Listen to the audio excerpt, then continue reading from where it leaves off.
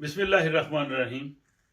Sweden के कामयाब पाकिस्तानी, इस सिलसिला में हम आपकी मुलाकात उन लोगों से करवा रहे हैं जो स्वीडन आए, यहाँ की उन्होंने मेहनत की और स्ट्रगल की और फिर उसके बाद वो आज एक अच्छे मुकाम पे हैं। इनमें बिजनेस के शोबा के लोग भी हैं, इसमें तालिब इल्म भी हैं और ज़िंदगी के मुख्तलिफ शोबाजात में काम करने वाले लोग इसमें शामिल हैं, ताकि उनकी जो जदोजहद है उससे जो नए आने वाले लोग हैं या जो अभी लोग इवन स्वीडन में रह रहे हैं वो उनसे जान सकें कि वो भी अगर वो मेहनत करें तो इस मुल्क में वो अपना मुकाम पैदा कर सकते हैं। आज हम आपकी मुलाकात एक शख्सियत से करवा रहे हैं जो स्टूडेंट की हैसियत से स्वीडन आए। उन्होंने यहाँ से मास्टर्स किया और मास्टर्स करने के बाद आज वो स्वीडन की एक बहुत अच्छी कंपनी में बहुत अच्छा वो जॉब कर रहे हैं। उनकी इस पूरी जो स्ट्रगल है इसको आप जान सकेंगे। वो 2008 में स्वीडन आए, लाहौर से उनका ताल्लुक है और अब आपकी मुलाकात हम करवाते हैं जनाब मोहम्मद अरसलान साहब से। जी अरसलान साहब, अस्सलाम वालेकुम। जी वालेकुम सलाम डॉक्टर साहब। तो आप स्वीडन कब आए थे? मैं 2008 में आया था। मैंने स्वीडन में साउथ साइड पे यूनिवर्सिटी ऑफ ब्लिकिंगे BTH वहाँ से सॉफ्टवेयर इंजीनियरिंग में मास्टर्स किया था। अच्छा। और मेरा सेशन था 2008 से 2010 का। तो आप स्वीडन ही क्यों आए? वहाँ पे रहते हुए आपको स्वीडन आने का ख्याल कैसे आया? एक बहुत बड़ी मोटिवेशन थी उस टाइम, एक फ्री एजुकेशन की। और सॉफ्टवेयर इंजीनियरिंग में मैं हमेशा से सॉफ्टवेयर इंजीनियरिंग में आना चाहता था। इससे पहले मेरी एजुकेशन भी पाकिस्तान में डबल मैं स्टैट्स में बैचलर्स था। फिर मैंने एक IT की डिग्री की थी कॉमर्स पंजाब यूनिवर्सिटी से। तो वो बड़ा एक इंटरेस्ट था सॉफ्टवेयर इंजीनियरिंग में आगे बढ़ने का। और एक मोटिवेशन डेफिनेटली फ्री एजुकेशन की थी। उसके साथ साथ यहाँ पे स्वीडन के अंदर उस चीज़ की मतलब जिस डिग्री में मेरा एडमिशन हुआ था वो भी बहुत ज़्यादा डिमांडिंग थी। वो बहुत ज़्यादा उसकी कह सकते हैं कि रिसर्च बेस्ड यूनिवर्सिटी है, डिग्री है ये वाली। तो इसलिए मैंने इसको चूज़ किया और मैं अपने एक दोस्त के साथ यहाँ पे इकट्ठे हम लोग आए थे। तो हमारी एक कंपनी भी हो गई थी, हम दोनों क्लास फेलोज थे। तो BTH में जो आपका 2 साल का अरसा था वो कैसा रहा? आपकी स्टडी कैसी रही? और स्वीडिश जो एजुकेशन सिस्टम है, जी जी। यूनिवर्सिटी को स्टडीज है वो उसको आपने पाकिस्तान की जो यूनिवर्सिटी स्टडीज है उससे किस तरह से आपने मुख्तलिफ पाया? यहाँ की स्टडी डेफिनेटली डिफरेंट है पाकिस्तान से। वो इसलिए आ से कि यहाँ पे बड़ी रिसर्च बेस्ड काम होता है। आपको एक असाइनमेंट मिलती है, उस असाइनमेंट को आपने बड़ा रिसर्च बेस्ड करके खुद से आपने उसके अंदर मतलब आप कहीं से कॉपी पेस्ट नहीं कर सकते चीज़ को, ठीक है। तो उससे क्या होता है कि आपको एक्सप्लोर करने का टाइम मिलता है। आप किस हद तक अपने आप को यानी कि आप अपने कंफर्टेबल जोन से आउट होते हैं और उस चीज़ को देखते हैं कि अब आप क्या कर सकते हैं। तो वो रिसर्च बेस्ड चीज़ें जो थी उससे बहुत ज़्यादा आप जो है अपनी स्किल्स को इन्हांस करने का मौका यहाँ पे मिला, जो पाकिस्तान में इतना नहीं मिल पाता। और डेफिनेटली पाकिस्तान और यहाँ की फैकल्टी में भी डिफरेंस है। यहाँ पे काफ़ी एक्सपीरियंस टीचर से हम लोगों ने पढ़ा। तो उस चीज़ से ये हुआ कि जो स्किल्स थी वो बहुत ज़्यादा शार्प लेवल के ऊपर चली गई, जिसने हमें बाद में बहुत ज़्यादा हेल्प आउट की उस चीज़ को फर्दर तो एक्सप्लोर ड्यूरिंग स्टडीज जो है आप जब छुट्टियां होती थी या जब आपको मौका मिला आप वहाँ पे कुछ ज़ाहिर पार्ट टाइम जॉब भी करते रहे या किस तरह से? स्टडीज़ के दौरान तो वहाँ पे क्योंकि ब्लिकिंगे में कोई इतना जो छोटा सा टाउन है और उसके अंदर जो रोनीवी में हमारा उस टाइम कैंपस होता था जो अब शिफ्ट होकर कार्लस्क्रोना चला गया हुआ है। तो उस टाइम वहाँ पे अपॉर्चुनिटीज़ बिल्कुल भी नहीं थी, ज़ीरो अपॉर्चुनिटीज़ थी जी। वहाँ पे। तो इवन कोई मतलब रिक्लाम वगैरह की भी ये जो अखबार वगैरह यहाँ पे फेंकते हैं उसकी भी अपॉर्चुनिटीज़ नहीं थी। तो होता ये था कि वहाँ पे रहते हुए स्टूडेंट ऐसे करते थे। वहाँ पे डेनमार्क साथ था, वहाँ से 2 घंटे की ट्रेन जाती है डेनमार्क। तो लोग ज़्यादा स्टूडेंट डेनमार्क जाके वहाँ पे समर में काम करते थे। या समर में काम आता था स्ट्रॉबेरीज वगैरह, स्ट्रॉबेरी पिकिंग का काम करते होते थे। तो हमारा ये होता था कि मैंने तो क्योंकि एक फ्री एजुकेशन थी तो एक्सपेंस इतना ज़्यादा नहीं था। शेयरिंग में हम लोग रहते थे। उस टाइम हमारा मतलब मैं कहता हूँ पाकिस्तानी उस टाइम कोरोना का रेट भी बहुत कम था। तो हमारा तकरीबन 15 से 20 से 25 हज़ार रुपया पाकिस्तानी हमारा महीने का खर्चा होता था। अच्छा। तो इतना मतलब मेरी फैमिली पाकिस्तान में बहुत सौ की फैमिली अफोर्ड कर लेती थी क्योंकि 2 साल का टाइम था। एजुकेशन के लिए आपको यूनिवर्सिटी में कुछ देना नहीं पड़ता था। तो वो सारा फोकस जो था उस टाइम वो एजुकेशन की साइड पे लगाया। तो 2010 में फिर आपका मास्टर्स हाँ जी कंप्लीट हुआ। बिल्कुल। तो फिर आपका कई बाकी लोगों की तरह आपने डेनमार्क जाने का प्रोग्राम बनाया, वो क्यों ख्याल आया? बिल्कुल ऐसे ही है। उस टाइम सबसे बड़ी चीज़ ये थी कि अब यहाँ पे अगर रहना है, सेटल डाउन होना है तो आगे फर्दर ऑन क्या ऑप्शंस हैं। उस टाइम एजुकेशन फ्री थी, एक मास्टर्स में और एडमिशन ले लिया, उससे वीज़ा मिल गया 1 साल का। लेकिन उसके साथ साथ अब तो एजुकेशन और तो नहीं लेनी थी, उसका तो कोई फ़ायदा नहीं था, वो जस्ट स्टे के लिए मैंने किया। फिर उसके बाद ये हुआ कि डेनमार्क का उस टाइम ग्रीन कार्ड ओपन था, वो 3 साल का वर्क वीज़ा देते थे मास्टर्स होल्डर्स को जी। तो मैंने वो लिया, डेनमार्क शिफ्ट हो गया 1 साल के लिए पूरा। मैं 2011 का टाइम में पूरा डेनमार्क में रहा। वो काफ़ी स्ट्रगल टाइम था वहाँ पे, आईटी की अपॉर्चुनिटीज इतनी ज़्यादा नहीं थी। तो उसमें आपको मुश्किल काम भी हाँ करने जी, पड़े मुश्किल होंगे। काम भी करने पड़े, जो जो काम मिलते थे अपने सर्वाइवल के लिए उस टाइम हम लोग करते थे। ठीक है। ठीक है, लेकिन मेरा जो फोकस था वो सारा यही था कि मैंने अपनी प्रोफेशनल नौकरी की साइड के ऊपर मूव होना है। हम्म। तो मैं जो अपॉर्चुनिटीज़ मुझे मिलती थी मैं अप्लाई करता था। उसके साथ साथ मैंने ये किया कि जैसे प्रोग्रामिंग की डिफरेंट सर्टिफिकेशंस होती हैं, हम्म। तो मैंने एक ये जावा की सर्टिफिकेशन है वो की। हम्म। वो 4-5 महीने लगे। वो एक इंटरनेशनल स्टैंडर्ड की सर्टिफिकेशन है। उससे ये होता है कि आपको फर्स्ट जॉब लैंड करना आसान हो जाती है, क्योंकि आप जब वो सर्टिफिकेशन भेजते हैं तो आप डिफरेंट हो जाते हैं क्राउड से, क्योंकि वो बहुत कम लोगों के पास होती हैं। तो वो मेरी बड़ी अच्छी एक अचीवमेंट थी उस टाइम, जिसने मुझे बड़ा हेल्प आउट किया। फिर स्वीडन के अंदर ये है कि इंटरव्यू प्रोसेस काफ़ी लेंथी होते हैं, ये 3 से 4 इंटरव्यूज करते हैं।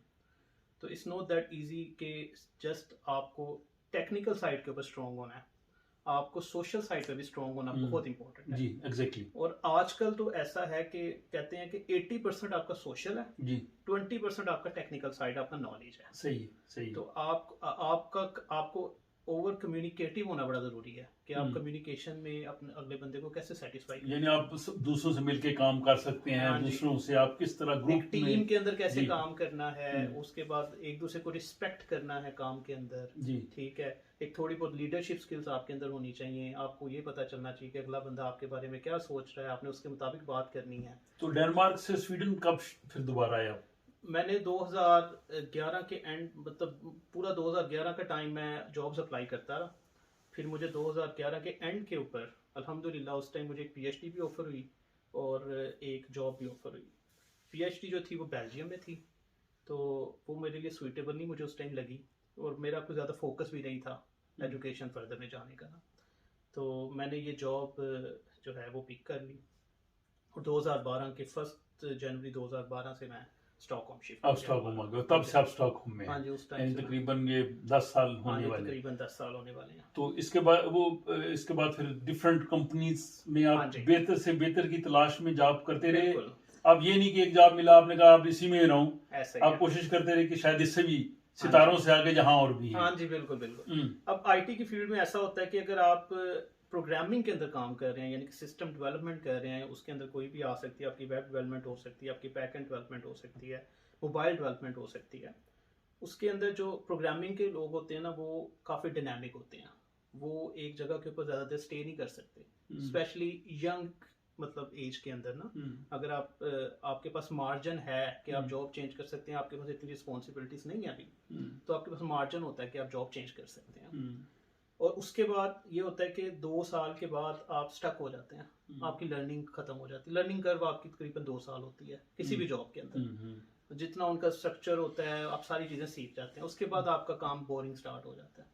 ठीक है, तो उस टाइम जो यंग हो, जिनके पास इतनी रिस्पॉन्सिबिलिटीज नहीं होती, जिनके पास इतनी मतलब मार्जिन होता है कि वो जॉब चेंज कर सकते हैं, रिस्क ले सकते हैं, तो वो क्या करते हैं, वो जॉब स्विच करते हैं। तो 90% इस टाइम जो यंग डेवलपर्स हैं, मैं बिफोर 30 कह रहा हूँ, वो हर 2 से 2.5 साल के बाद अपनी जॉब चेंज करते हैं। यानी आपके पास यहाँ पे एक अच्छा जॉब है, उससे आप उसमें रहते हुए और अच्छा जॉब लेना ज्यादा आसान है, बजाय इसके कि आप जो और जॉब आपके पास ना हो तो फिर जॉब लेना। तो आप मुख्तलिफ हैं यहाँ के स्वीडन के बड़े बैंक्स में, बड़े इदारों में, सब में काम करने के बाद फिर आपने अपनी कंपनी भी बनाई, एज ए कंसल्टेंट भी काम करते रहे। मैंने नोर्डिया, यहाँ का बहुत बड़ा बैंक है स्वीडन का, बल्कि नॉर्डिक का सबसे बड़ा बैंक नोर्डिया ही है, मैंने वहाँ पे जॉब की। और जब मैंने वहाँ पे जॉब स्टार्ट की तो बड़ी एग्जॉटिक जॉब थी, बड़ी मज़ेदार सी जॉब थी। वहाँ पे जाते थे, सूट में जाते थे, बैठते थे, बेहतरीन से ऑफिस हो गए, बेहतरीन कंप्यूटर मिला हुआ है, फ़ोन कॉल्स फ्री हैं, ट्रैवलिंग मंथली एक बार डेनमार्क या फिनलैंड में हो जाती थी, मतलब 5 स्टार में रुकते थे। बहुत मज़ेदार जॉब थी। ठीक है, इस लिहाज से कि बेनिफिट्स के हिसाब से घर का लोन लिया हुआ था, उसके ऊपर मुझे बड़ा बहुत कम 0.05 मुझे इंटरेस्ट पड़ता था उसके ऊपर। तो वो बड़ी अच्छी इस लिहाज से जॉब थी, लेकिन उसके अंदर लर्निंग नहीं थी, बिल्कुल स्टक था। क्योंकि वहाँ पे बैंकिंग काफी लेगेसी सिस्टम्स के ऊपर काम कर रहे हैं। यानी आपने तानाशानी नहीं की कि मुझे मिल गया मैं इसमें ही रहूं, हाँ जी। आपने कहा नहीं इससे भी शायद आगे हाँ जी। मेरे लिए भी और मतलब opportunity हो। नोडिया अगर मैं देखूं कि बैंक्स जो था वो अगर मैं वहाँ पे काम करता रहता मैं पूरी जिंदगी वहाँ पे रह सकता था आराम से, ठीक है। और मेरे बेनिफिट्स भी अच्छे थे, मेरी मतलब जॉब भी मैंने 10-15 साल में उस सैलरी पे पहुंच ही जाना था जो मेरी रिक्वायर्ड थी बढ़ बढ़ के, लेकिन मतलब मेरी लर्निंग नहीं थी। मुझे लगता था कि मैं स्टक हो जाऊंगा अपने कैरियर में। तो वो जब मैंने छोड़ने का फैसला किया तो मुझे मेरे दोस्तों सब ने कहा कि यार इतनी अच्छी कंपनी है, तुम क्यों छोड़ रहे हो, इतना अच्छा मतलब तुम्हारा वहाँ पे सारा रोल है और सब कुछ है। लेकिन फिर मेरा मतलब उसके बाद नोडिया को मैंने जब छोड़ा, मैंने अपनी कंपनी स्टार्ट कर दी एज ए कंसल्टेंट।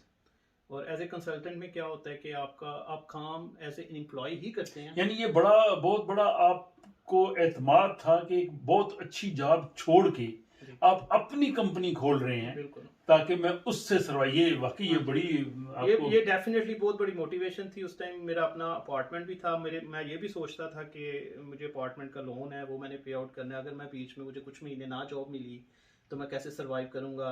और उसके बाद उस टाइम मेरी नई नई शादी भी हुई थी, तो वो भी चीज़ों को सर्वाइव करना था, वो भी रिस्पॉन्सिबिलिटीज़ इंक्रीज हो गई थी। लेकिन ये है कि अल्लाह का शुक्र है मैंने उस चीज़ का स्टेप लिया और फिर एज ए कंसल्टेंट स्टार्ट किया। फिर मेरी ऐसे कंसल्टेंट असाइनमेंट हुई वहाँ पे कलारना के अंदर। कलारना भी यहाँ पे एक किस्म का बैंक ही है नोडिया की तरह का, लेकिन वो ज़्यादा ऑनलाइन पेमेंट प्रोसेसेस में काम करते हैं। तो जब मैंने कलारना में ज्वाइन किया तो नोडिया वालों ने फिर मुझे एज ए कंसल्टेंट हायर कर लिया 6 महीने के लिए, क्योंकि उनके कुछ सिस्टम्स थे जो सिर्फ जिनका नॉलेज सिर्फ मेरे पास था। ये राज आपने अपने पास रखे हाँ, थे। वो राज मेरे पास थे। तो वो फिर जब उनकी टीम को मैंने सारे वो हैंड ओवर किए, अच्छा। तो वो तकरीबन 6 महीने मैंने उनके साथ दोबारा काम किया। उसके बाद फिर एक और बैंक है SCB, वहाँ पे मैंने स्टार्ट किया काम। वहाँ पे भी अच्छा रोल था, लेकिन वहाँ पे उसके साथ ये 2019 के एंड पे कोरोना आ गया। तो फिर वो कोरोना के टाइम के ऊपर ज़रा जो है ना मार्केट डाउन हो गई। ठीक है। तो उस टाइम मुझे मतलब 2019 के एंड पे मेरा SCB के साथ कॉन्ट्रैक्ट ख़त्म हो गया। वो एक्सटेंड नहीं हुआ फर्दर ऑन, क्योंकि ये नॉर्मली 6 मंथ्स का कॉन्ट्रैक्ट होता है, 6 महीने का, और 6 महीने के बाद वो उसको दोबारा रिन्यू करते तो हैं। फिर आपने अभी जो इस वक्त एट प्रेजेंट आप जिस पोजीशन पे, आपने एक अच्छी कंपनी में जो है वो एज एन एम्प्लॉय मैंने लास्ट ईयर अप्रैल में 3-4 महीने में उस टाइम। अच्छा, अब ये बताइए जो पाकिस्तान से नए स्टूडेंट्स अभी हाल ही में स्वीडन में आए हैं, जिन्होंने अभी जॉब शुरू नहीं की या जो भी आने वाले हैं, उनको आप क्या मशवरा देंगे? वो किस तरह की वो मेहनत करें, किस तरह के ख्वाब लेके आए, क्या उन्हें करना चाहिए? सबसे पहले तो ये है कि जो भी पाकिस्तान से स्टूडेंट्स आते हैं IT में, उनके लिए तो यहाँ पे मार्केट बहुत बड़ी है। और अगर वो सिस्टम डेवलपमेंट के अंदर हैं, प्रोग्रामिंग के अंदर हैं, किसी भी तरह की प्रोग्रामिंग हो सकती है, वो आपकी फ़ोन डेवलपमेंट हो सकती है, वेब डेवलपमेंट हो सकती है, वो बैकएंड डेवलपमेंट हो सकती है, वो जावा में हो सकती है, C में, किसी भी प्रोग्रामिंग लैंग्वेज में हो सकती है। वो उसके अंदर अपनी एक्सपर्टीज पाकिस्तान से लेके आए। मेरा उनको ये है कि वो फॉरेन एजुकेशन के बाद ना यहाँ पे आ जाएं, वो 1-2 साल का, कम से कम 2 साल का एक्सपीरियंस पाकिस्तान से लेके फिर यहाँ पे यूनिवर्सिटी में अप्लाई करें और यहाँ पे आए। और दौरान स्टडी यहाँ पे अगर उनको ज़रा मेहनत भी करना पड़ेगी, पार्ट टाइम जॉब, इस तरह की भी स्ट्रगल शामिल है। बिल्कुल, जब वो आएंगे डेफिनेटली उन्हें कुछ टाइम लगेगा, लेकिन अब ऐसा है कि मेरे पास कुछ ऐसे एग्जांपल्स हैं, कुछ ऐसे जानने वाले हैं जो जिनके पास पाकिस्तान में एक्सपीरियंस था, वो यहाँ पे आए एज ए स्टूडेंट, उन्होंने यहाँ पे डिग्री भी नहीं की और उनको अच्छी जॉब मिली। आपका ताल्लुक लाहौर से है। हाँ और कहते हैं जी लाहौर वाले जो लोग होते हैं उनका दिल कहीं नहीं लगता, वो कहते हैं लाहौर लाहौर है। हाँ जी, तो आपका दिल स्टॉकहोम में कैसे लग गया इतनी देर से? बड़ा मुश्किल था शुरू में, बहुत मुश्किल था। इवन जिस बिलिकिंगे में जहाँ पे मैं आया था वहाँ पे तो बहुत ही मुश्किल था, क्योंकि वहाँ पे वो सिर्फ स्टूडेंट सिटी है, तो वहाँ पे सिर्फ स्टूडेंट ही नजर आते हैं आपको, कोई और एक्टिविटी है ही नहीं वहाँ पे। तो बड़ा मुश्किल था शुरू में डेफिनेटली, लेकिन फिर आहिस्ता आहिस्ता जो है यहाँ के माहौल में और काम में मतलब बिजी होते गए और फिर यहाँ की आदत पड़ गई। लेकिन डेफिनेटली हर टाइम लाहौर तो बहुत याद आता है, लाहौर के खाबे बहुत याद आते हैं, रात के टाइम जो हम बाहर निकल के खाते होते थे और वो सारी चीज़ें डेफिनेटली वो तो मिस कर बहुत ज़ाहिर। तो अभी आप आखिर में जो हमारे देखने वाले हैं, इसमें ज़ाहिर नौजवान हैं, स्टूडेंट्स हैं या बाकी लोग भी हैं, तो उनको मुख्तसर आप कुछ मैसेज देना चाहें, पैगाम देना चाहें, या उनकी रहनुमाई के लिए जी जी कुछ कहने की मेरा जरूरत है? मेरा सबसे पहले तो ये चीज़ है कि जब भी आप स्वीडन में आते हैं तो आप एक तो ये चीज़ है कि आप आईटी की डिग्रीज में अगर आ रहे हैं तो आप पाकिस्तान से एक्सपीरियंस लेके आएँ और डेवलपमेंट का एक्सपीरियंस लेके आएँ किसी भी प्रोग्रामिंग लैंग्वेज में, जैसे मैंने पहले बताया। और सेकंड ये है कि फोकस रहें अपनी लाइफ में। आप अगर आप फोकस रहेंगे तो यहाँ पे आपके लिए अपॉर्चुनिटीज़ बहुत ज़्यादा हैं। यहाँ पे स्वीडन में लास्ट ईयर की स्टैटिस्टिक्स के मुताबिक अभी 30,000 आईटी की जॉब्स ओपन हैं एज ए प्रोग्रामर। और ये 2025 के अंदर 2025 में ये तकरीबन 70,000 के करीब चली जानी है। इस टाइम पोस्ट कोरोना टाइम, जब कोरोना से बाहर निकल रहे हैं सारे कंट्रीज, स्वीडन बहुत अच्छी अपॉर्चुनिटीज़ हैं इस टाइम और बहुत ज़्यादा मार्केट ओपन है आप लोगों के लिए। तो डेफिनेटली आप लोग अच्छी उसका क्या नाम है स्किल्स लेके यहाँ पे आएँ, एक्सपीरियंस लेके आएँ, आपके लिए यहाँ पे अपॉर्चुनिटीज़ बहुत ज़्यादा है। देखिए, जैसे अरसलान साहब ने बताया कि ये मास्टर्स करने के लिए यहाँ पे आए, यहाँ के ज़ाहिर इन्होंने जद्दोजहद की, इस दौरान इन्हें मुश्किल काम भी करने पड़े, लेकिन ये फोकस्ड रहे। फिर इनको बहुत अच्छा जॉब अगर मिला भी तो ये उस जॉब पे इन्होंने अपने आप को नहीं रोका, इन्होंने बेहतर से बेहतर की तलाश में ये जद्दोजहद करते रहे। और मैं समझता हूँ कि इन इंटरव्यूज़ का मकसद यही है कि जो हमारे देखने वाले हैं, सुनने वाले हैं, नौजवान हैं, स्टूडेंट्स हैं, या ज़िंदगी के बाकी शोबा से जो ताल्लुक़ रखते हैं, वो उन लोगों से रहनुमाई लें और उनसे इंस्पायरेशन लें। तो मुझे ज़रूर बताइए कि आपको ये इंटरव्यू कैसा लगा, और इंशाल्लाह आइंदा आपको किसी और शख्सियत से, किसी और शोबा के कामयाब पाकिस्तानी से मुलाकात कराएंगे, ताकि उनसे आप जो है वो कुछ सीखें। अपना बहुत ख्याल रखिए और मुझे दीजिए इजाज़त। खुदा हाफिज़।